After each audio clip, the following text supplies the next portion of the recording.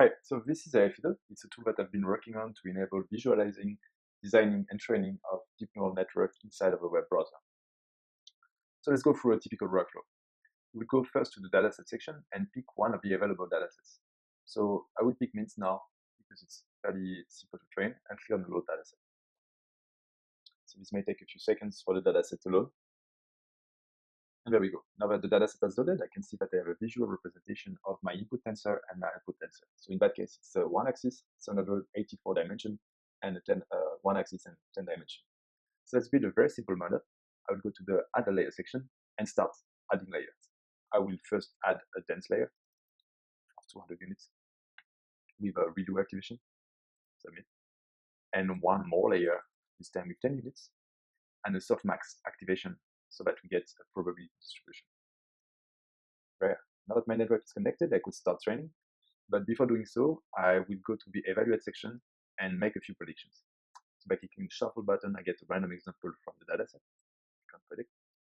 And now we can see that the network is very off. Again. Okay. Like that. Okay, so let's give it some training. Click the play button. And right away, I can see the accuracy is going up and the loss is going down. So this is, again, very simple data set, so it trains very fast. So I could go here to the hyperparameter section and try playing around with these hyperparameters. They're always very tricky to get right, so it's very helpful to update them live and see how the network reacts. Okay, once I'm satisfied with the training, I could pause it, click on the Evaluate, and see what are the predictions looking like now. Okay, you can see now it's 1 with a very high accuracy. 9, this one was a bit ugly, so it's forgivable. 9. So it's doing much better. It could be more challenging and going to the canvas section and drawing things here, but this type of network is not very good at spatial change like this. This one was right, but if we have to put a 1 on the left like this, it probably is not going to get it. Okay, so once I'm satisfied with this model, I can go to the Save dialog here and save it either locally or to the cloud. So let's save it locally for now. Great, this is a test. And save. So now I can go to the Loader Model section. This was saved locally, so I go to the Local tab, and here I can see the model I just saved.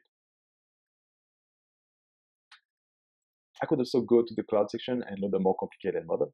Let's say this one.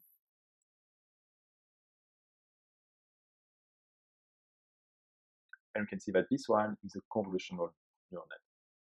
It was also trained with mints, so we could see how is prediction doing.